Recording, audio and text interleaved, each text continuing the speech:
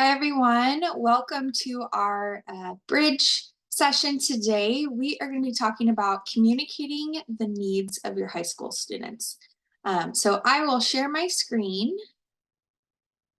All right. Okay, so in this presentation, students are going to explore self-advocacy and learn the importance of being able to ask for help when needed. Students discover how these skills might help them develop a mindset for success. And that's what we want our ninth graders to do, right? We want them to be able to become more independent and more responsible. And part of that is using their voice and communicating appropriately. So we're gonna talk about that today.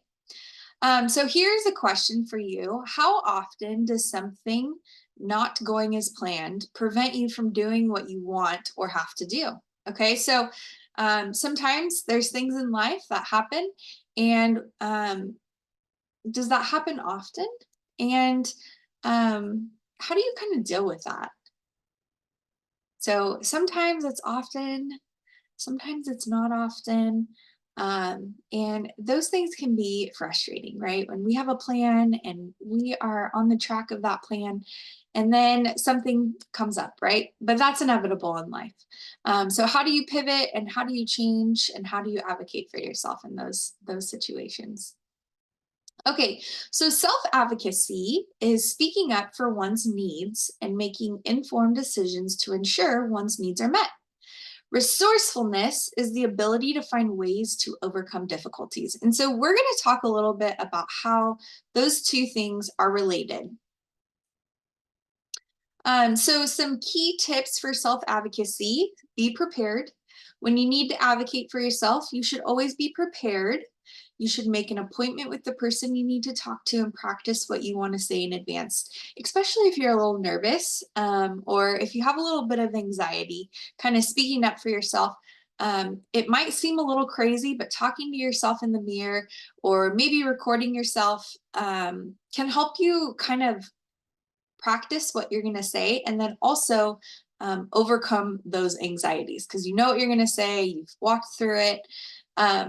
And then the next one is look for a solution, not a way out. So I think that's hard for us parents. Sometimes we want to kind of bail out our kids. Sometimes I am guilty of this, but I have, as my student is getting older, my child's getting older, I'm trying to push him through a little bit of uncomfortableness, right? And so finding a solution and not necessarily like just bailing out. Okay, this is really important because if we just like bail out or not have to deal with the hard thing, next time that hard thing comes up, it's going to be hard, even harder to deal with it because you don't have a lot of confidence in dealing with that situation, whatever the situation is. So self-advocacy is not the same as making an excuse or trying to get out of it.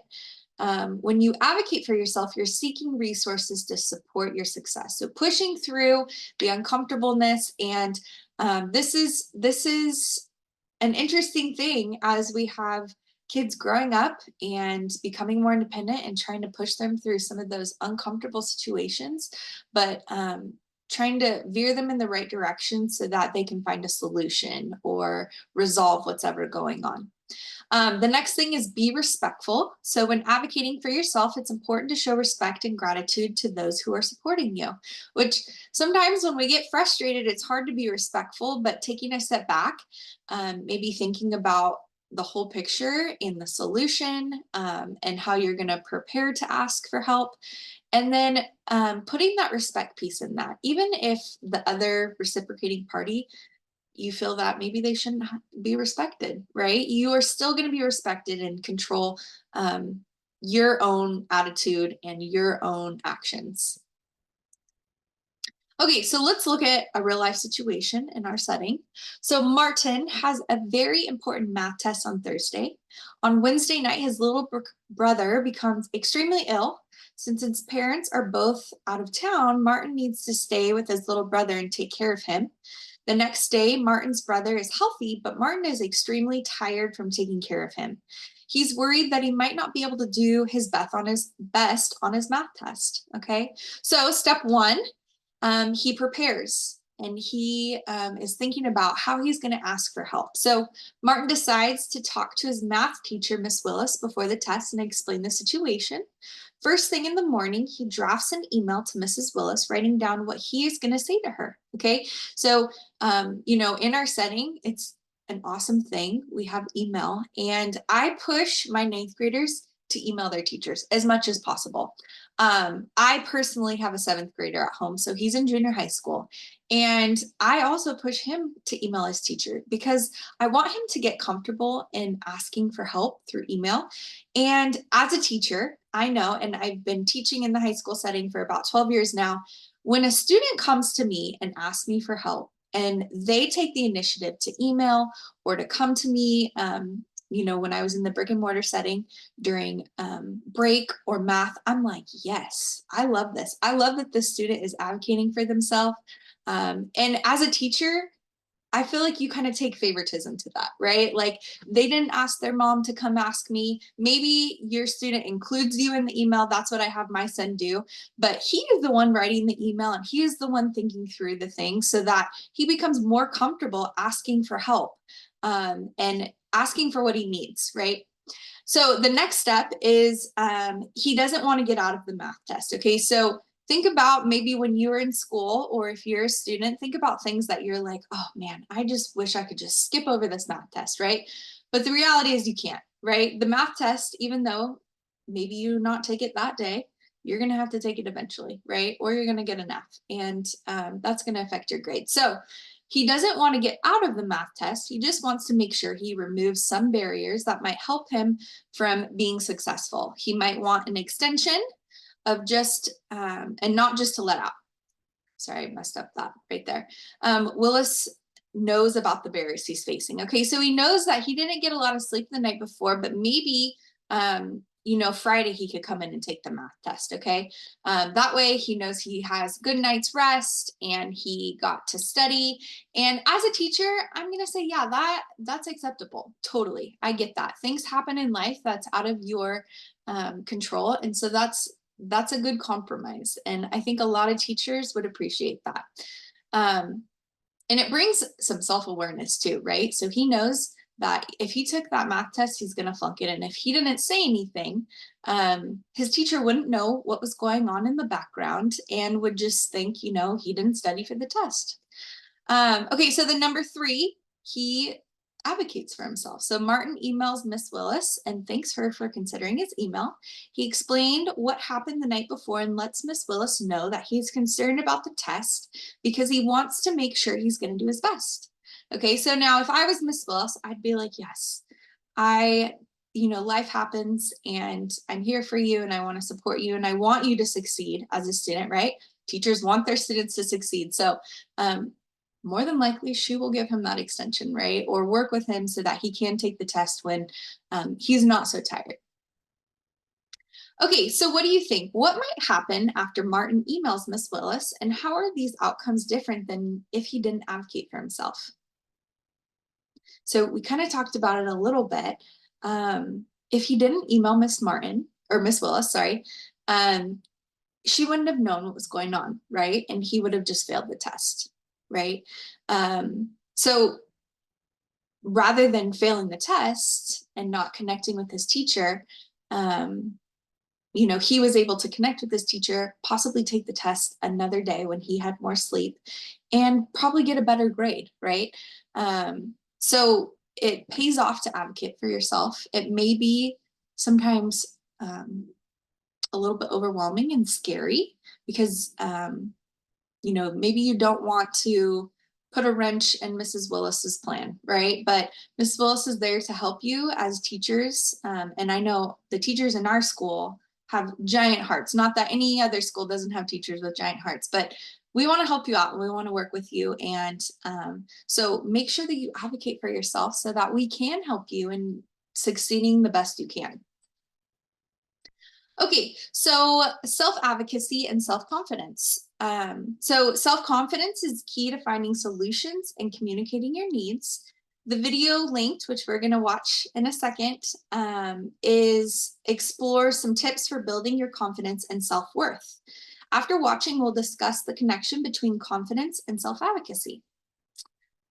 When faced with a big challenge where potential failure seems to lurk at every corner, maybe you've heard this advice before: be more confident. And most likely, this is what you think when you hear it. If only it were that simple. But what is confidence?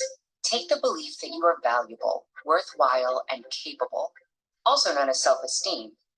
Add in the optimism that comes when you are certain of your abilities, and then empowered by these, act courageously to face a challenge head on. This is confidence. It turns thoughts into action. So, where does confidence even come from? There are several factors that impact confidence. One, what you're born with, such as your genes, which will impact things like the balance of neurochemicals in your brain. Two, how you're treated. This includes the social pressures of your environment. And three, the part you have control over, the choices you make, the risks you take, and how you think about and respond to challenges and setbacks. It isn't possible to completely untangle these three factors, but the personal choices we make certainly play a major role in confidence development. So, by keeping in mind a few practical tips, we do actually have the power to cultivate our own confidence. Tip 1, a quick fix. There are a few tricks that can give you an immediate confidence boost in the short term. Picture your success when you're beginning a difficult task. Something as simple as listening to music with deep bass. It can promote feelings of power. You can even strike a powerful pose and give yourself a pep talk. Tip 2, believe in your ability to improve. If you're looking for a long-term change, consider the way you think about your abilities and talents.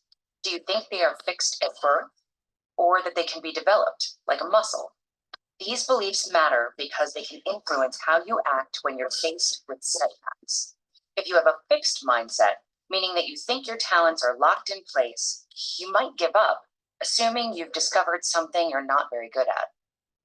But if you have a growth mindset and think your abilities can improve, a challenge is an opportunity to learn and grow. Neuroscience supports the growth mindset. The connections in your brain do get stronger and grow with study and practice.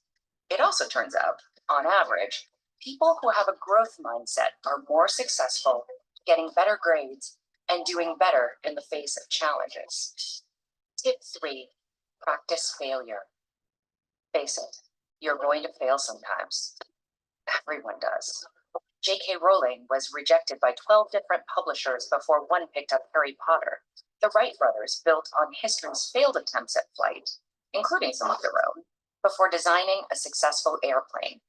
Studies show that those who fail regularly, keep trying anyway, are better equipped to respond to challenges and setbacks in a constructive way. They learn how to try different strategies, ask others for advice, and persevere. So, think of a challenge you want to take on. Realize it's not going to be easy. Accept that you'll make mistakes, and be kind to yourself when you do. Give yourself a pep talk, stand up, and go for it. The excitement you'll feel knowing that whatever the result, you'll have gained greater knowledge and understanding. This is confidence.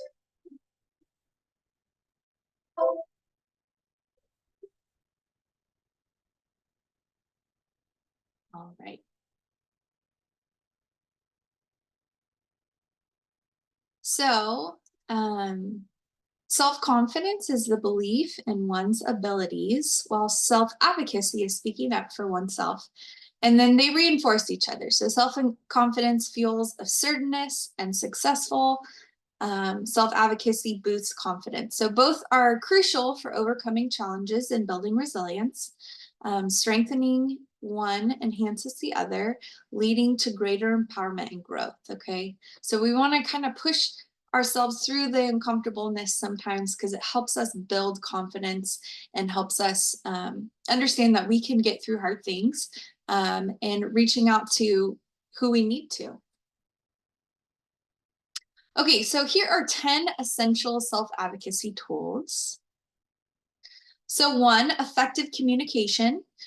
So I'm going to talk about each of the tools and then try to put it in like a real life scenario for your high schooler. So high schoolers should be able to articulate their needs, concerns, and goals clearly and respectfully. This includes speaking confidently in class, asking questions when clarification is needed, and expressing opinions or preferences, okay, respectfully. So during class, a high school student raises their hand and respectfully asks the teacher for clarification on a confusing concept. And think about that. Does your student ever ask questions, even if they have questions? It's sometimes embarrassing, right? Maybe they're like, oh, you know what? I'll just keep pushing on, right? And sometimes it's hard because then one step missed leads to another step missed. So it's important to ask questions and be the leader in the room, be the person who asks the question, because chances are there's other kids in the setting who also have that same question, but are not as confident and worried about like, oh gosh, are people going to think I'm stupid for asking this question? So it's good to ask questions respectfully, and no question is a bad question.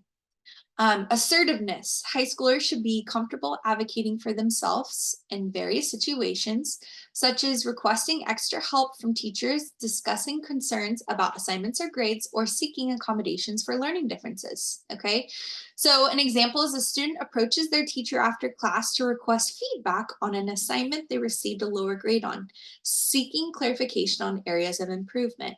This is so important. You think about this like, for adults, there are things that you need to improve on, and you're not going to know what you need to improve on unless you get feedback.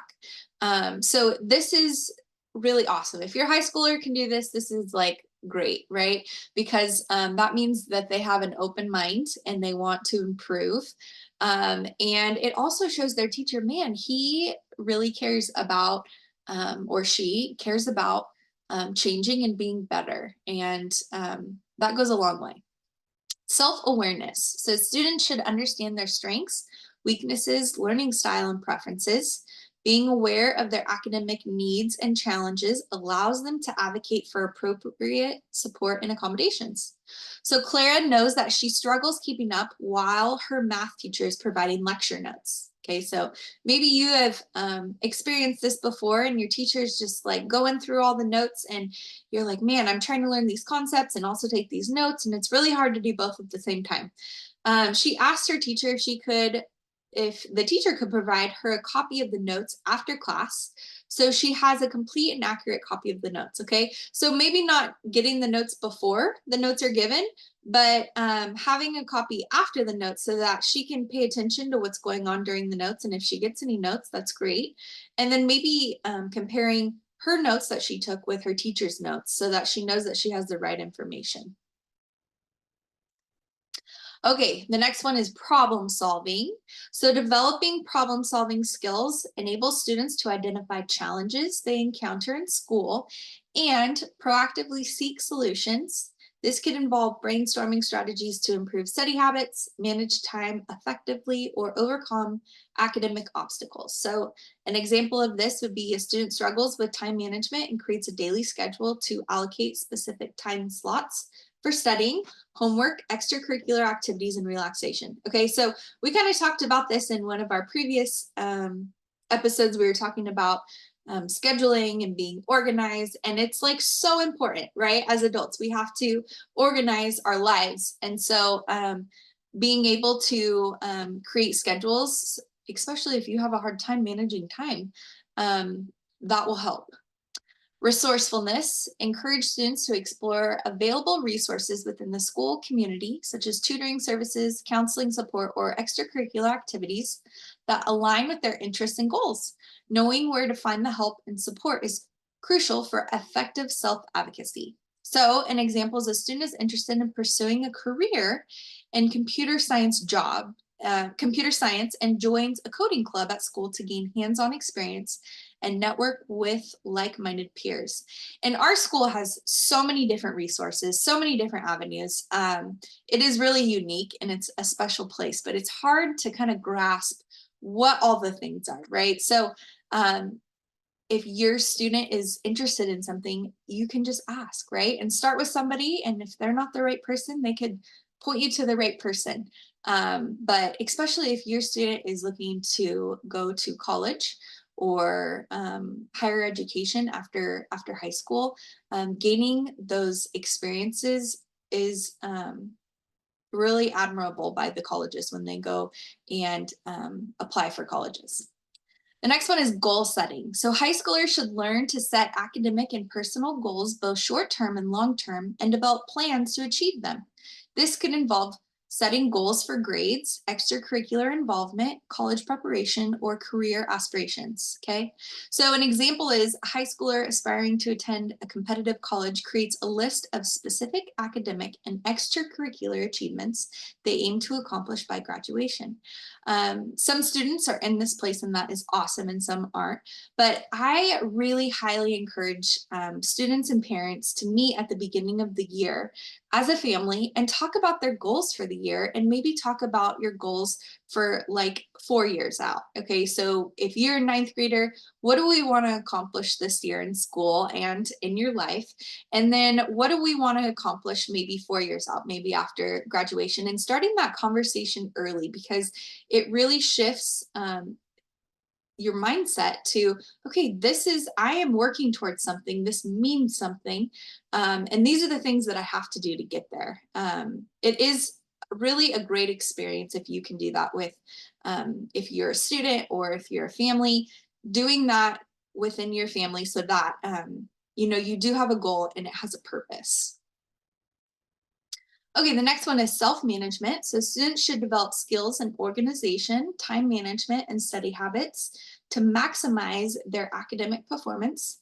Being able to manage deadlines, prioritize tasks, and create effective study schedules enhances their ability to advocate for their academic success. So an example is a student uses a planner or digital calendar to keep track of assignments, tests, and extracurricular commitments, ensuring they stay organized and meet deadlines. So we talked about that already, right? Just being able to keep track of all the things and finding a system that works for you. Understanding rights and responsibilities. High schoolers should be aware of their rights as a student, including access to education, accommodations for disabilities, and protections against discrimination. Understanding these rights empowers students to advocate for themselves effectively while also fulfilling their responsibilities as learners. So an example of this, a student with a documented learning disability meets with school's special education coordinator to discuss accommodations, such as extended time on exams or access to note-taking assistance. So everyone has, different abilities and disabilities. And so being able to understand what you can get within the school and what your rights are within the school is important too. So if your student has a disability, I highly encourage you to talk to them about their accommodations and have some skin in the game when it comes to developing their IEPs, because that is built around them, right, and their needs. And so when they're in high school, we really encourage high school kids to start coming to IEPs and having some skin in the game so that they can prepare for post-secondary. Oops. All right, so out of these things that we shared today, was there something that was helpful to you or that you will use? And then is there something that stood out to you today?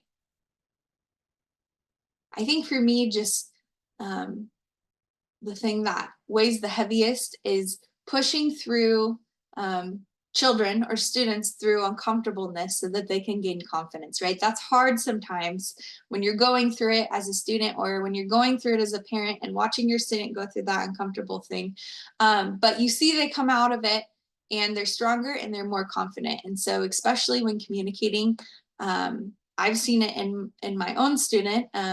He's very comfortable talking to his teachers, and a lot of his teachers have shared that he's very respectful. And so when we first started that, him asking for help, it was hard. He wanted me to do it. And as a mom, I want to come in and rescue him and I want to do it for him. But I know that one day I'm not going to be there, and I want him to feel confident in doing those things. So that was something that stood out for me.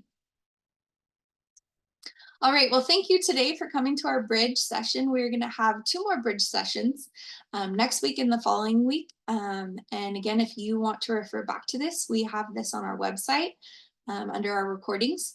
And then feel free to reach out if you have any questions or comments. I am here for you as a resource. All right. Bye.